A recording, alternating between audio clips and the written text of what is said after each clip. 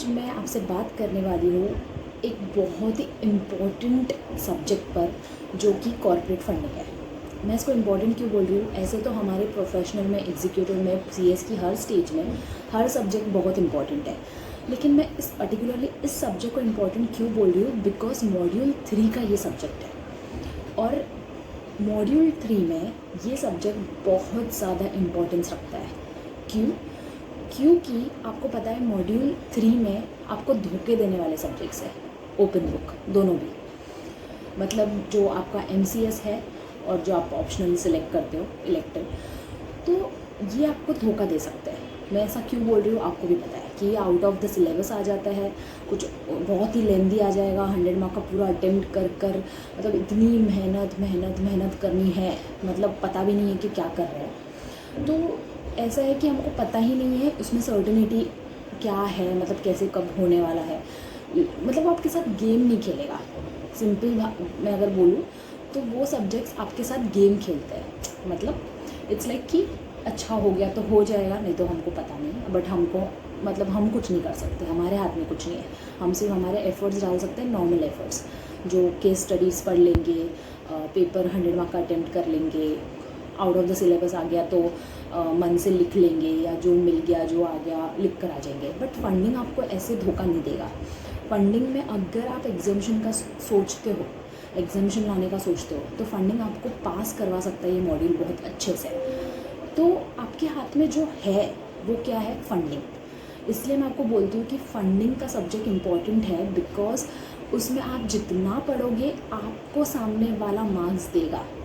जैसे कि अगर मैं सुपरवाइज़र हूँ, मतलब अगर मैं चेकर हूँ, तो मुझे पता है कि जब मैं पेपर चेक कर रही हूँ, ओपन बुक चेक कर रही हूँ, तो मुझे पता है कि इसने देख कर ही लिखा है, तो मुझे इसको लिमिटेड मार्क्स ही देने हैं। ठीक है ना यार, देख कर लिखा है, मार्क्स दे दूँगी 1 2 3 जितने भी देने हैं। अनलेस एंड अनटिल आपने बहुत ही एक्सेप्शनल कोई होता है जिसने बहुत ही अच्छा पेपर लिखा है, या बहुत ही अच्छे से लिखा है, या जो भी हो सकता है, एक्सेप्शंस आर ऑलवेज देयर। मैं आपको डीमोटिवेट नहीं कर रही हूँ, कोई एग्जाम्शंस भी लाते हैं फॉर श्योर। बट फंडिंग में क्या होगा, आप जितना अच्छे से लिखोगे, जितना प्रेजेंटेड वे में लिखोगे, सारी मॉड्यूल को कवर करोगे, आपको कोई नहीं कम मार्क्स देगा, आपको अपने अच्छे मार्क्स मिलेंगे। बट ये जो है ओपन बुक, इसमें आपके मार्क्स के चांसेस कम होते हैं। फंडिंग में मेक श्योर कि आप अपने पूरे एफर्ट्स डालें।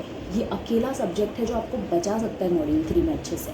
तो इसलिए मैं आपको ये वीडियो में अपलोड करना चाहती थी, बिकॉज मैंने यही किया था। मैंने 9 पेपर साथ में नहीं दिए थे, सिंगल मॉड्यूल दिया था। तो उसके अकॉर्डिंगली मेरी स्ट्रैटेजी ये है कि जो फंडिंग है उसका पार्ट 1 है और पार्ट 2 है।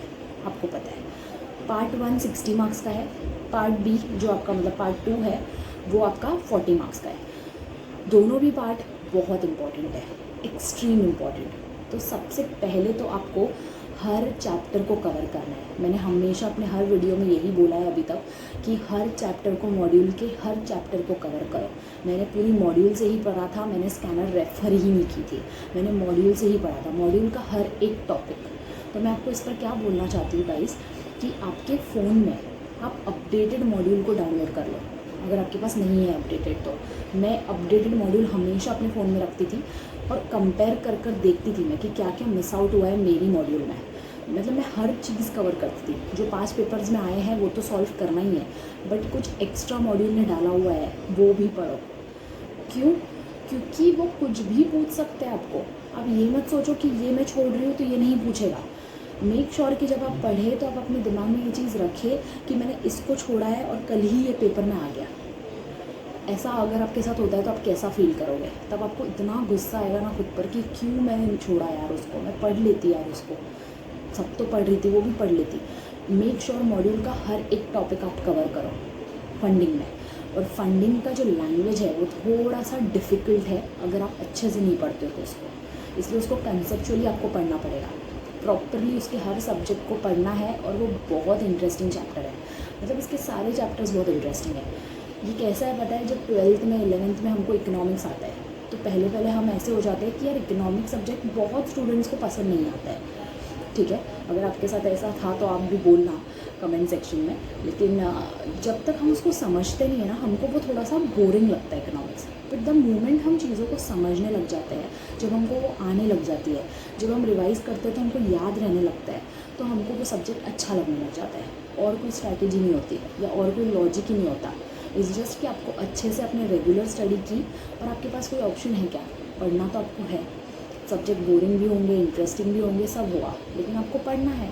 और यहाँ पर इम्पोर्टेंस क्यों है इतनी ज़्यादा, बिकॉज इसमें लिस्टिंग, LODR के रेगुलेशंस, इंटरनेशनल लिस्टिंग, ये सब टॉपिक्स है, IPO से रिलेटेड है। तो ये सब एक्चुअली बहुत इम्पॉर्टेंट भी है प्रैक्टिकली भी। तो मेक श्योर कि आप हर एक टॉपिक को कवर करें। पार्ट ए में जो 60 मार्क का है, पार्ट बी में क्या होता है, लोग लाइटली लेते हैं उसको। क्यों? उसके 2 जो चैप्टर्स है जो कि मॉड्यूल ने जोक किया है हमारे साथ ICSI ने, 15 और 16, ठीक है। एक डॉक्यूमेंटेशन से रिलेटेड है और एक चैप्टर IPO का प्रोसेस और उनसे रिलेटेड है। वहाँ पर क्या लिखा हुआ है मॉड्यूल में अगर आप देखोगे तो, कि this is just for information purpose, just to make aware the students. तो मतलब कि हम ये नहीं सोच सकते कि इसमें से नहीं आने वाला है। एक्चुअली मीनिंग यही है कि जस्ट अवेयर करने के लिए दिया है, अंडरस्टैंडिंग के लिए। बट इसमें से भी क्वेश्चंस आ रहे हैं, आते रहे, अभी तो आ रहे हैं बहुत अटेम्प्ट से। तो कुछ नहीं छोड़ना है आपको। मॉड्यूल भगवान है, उसकी पूजा करो उसको पढ़ के। जैसे मैं हमेशा बोलती हूँ, मैंने मॉड्यूल को रेफ़र किया, मॉड्यूल का हर एक टॉपिक कवर किया, कोई भी सब्जेक्ट हो वो, अनलेस एंड अनटिल वो प्रैक्टिकल सब्जेक्ट हो, उनकी अलग स्ट्रैटेजी होती है। बट थियोरेटिकल आपको हर एक टॉपिक को कवर करना है। आपका कॉन्फिडेंस लेवल एकदम ऐसे रहेगा ना कि आपको कोई मतलब एक अंदर से आपको श्योरिटी रहती है कि यार मेरे को सब पता है, मॉड्यूल में जो भी है मेरे को सब पता है, मैं सब आंसर्स मुझे पता है। तो आपको पार्ट बी हो पार्ट ए हो, दोनों भी आपको 60 मार्क्स 40 मार्क्स दोनों को उतनी ही इंपॉर्टेंस देनी है और अच्छे से पढ़ना है। हाँ, 15-16 चैप्टर जो है फंडिंग में पार्ट 2 में, हाँ उसको आप थोड़ा सा, बहुत ज़्यादा पढ़ने की ज़रूरत नहीं है, बट पढ़ो। बहुत रिवाइज़ करने की ज़रूरत नहीं है, बट आपके दिमाग में वो रहना चाहिए कि अगर आ गया तो आप लिख पाओ। मेक श्योर, ठीक है। और हमेशा एक ही स्ट्रैटेजी है कि भाई पेपर सॉल्व करो। पिछले साल के 3 साल के जो भी पेपर्स आए थे, प्लीज़ सॉल्व करो पेपर, ठीक है। आपको कोई नहीं फेल कर सकता, प्लीज़। मैं कोई भी सब्जेक्ट का वीडियो बना दूँ, ये चीज़ मैं हमेशा बोलने वाली हूँ कि मॉड्यूल से पढ़ो, हर एक टॉपिक को कवर करो, 100 मार्क का पेपर अटेम्प्ट करो। और फंडिंग टेक्निकल है, थोड़ी सी उसकी लैंग्वेज भी, उसके कीवर्ड्स भी बहुत इंपॉर्टेंट है उसमें मेंशन करना, और एक प्रॉपर लैंग्वेज में लिखना वो भी बहुत इंपॉर्टेंट है। इसलिए एक ऐसा सब्जेक्ट है जिसको आपको प्रॉपरली रेगुलर स्टडी करके अच्छे से इसके आंसर्स आप फ्रेम कर पाओ, अच्छे से लिख पाओ, ठीक है। तो मेक श्योर कि आप बहुत अच्छे से प्रैक्टिस करें, अपने बहुत एफर्ट्स डालें, बिकॉज ये सब्जेक्ट ही आपको पास होने में बहुत हेल्प करेगा। मैंने इस सब्जेक्ट में एग्जामिशन का रखा था अपने माइंड में, and I score 56 in this subject.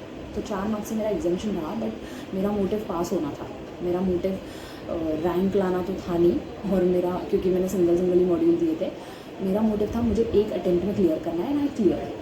तो मैं आपको लिटरली बोल रही हूँ कि आपको बहुत हेल्प करेगा फंडिंग, बिकॉज फंडिंग आपके हाथ में है। आप उसमें स्कोर कर सकते हो खुद से, बहुत मेहनत करके, बहुत अच्छे से लिखो उस सब्जेक्ट को और उसमें बहुत मेहनत करो।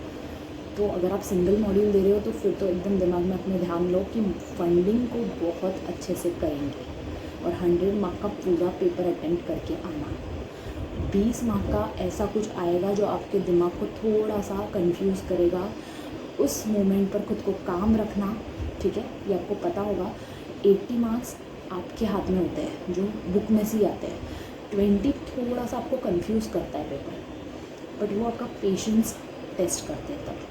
तो डर मत जाओ, जो अच्छे से आता है पहले अच्छे से उन सबको आंसर्स को लिखो और मेक श्योर कि आप बहुत अच्छा स्कोर करो। तो 80-70 तक का सोचो यार कि कम से कम आप 60 लाओ, और इसमें 60 लेकर आ गए तो सोचो ना, उनमें अगर आप 100 मार्क का अटेम्प्ट भी कर आ गए पूरा पेपर, तो आपको मिल गए थोड़े बहुत मार्क्स 45 तक, ये क्लियर।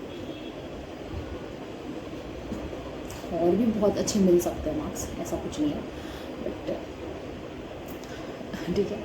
तो यही स्ट्रैटेजी है फंडिंग की भी, जस्ट मेहनत करो, क्योंकि सक्सेस का कोई शॉर्टकट नहीं होता, ठीक है। और जो स्टूडेंट्स अभी एग्ज़ाम देने वाले हैं वो तो रिवीजन के मोड पर है, बट जो अभी पढ़ना स्टार्ट कर रहे हैं, जो पढ़ रहे हैं, उनके लिए भी ये वीडियो ज़्यादा एक्चुअली है, बिकॉज उनको पता रहना चाहिए कि उनको कैसे पढ़ना है। पार्ट ए को भी उतनी ही इम्पोर्टेंस दे, पार्ट बी को भी उतनी ही इम्पोर्टेंस दे। पढ़ने की लैंग्वेज बहुत ज़्यादा, मतलब जब तक आपको समझ में नहीं आता है तब तक थोड़ी सी क्रिटिकल होती है।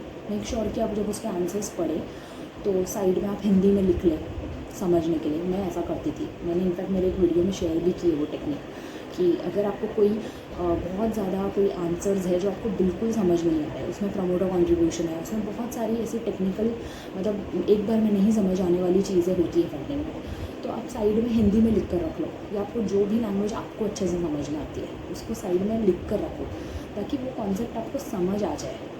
अब बार बार जब उसको देखो तो आपको समझ आ जाए।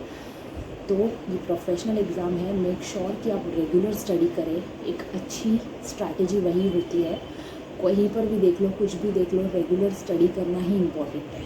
हर टॉपिक कवर करना मॉड्यूल का इज़ इम्पॉर्टेंट।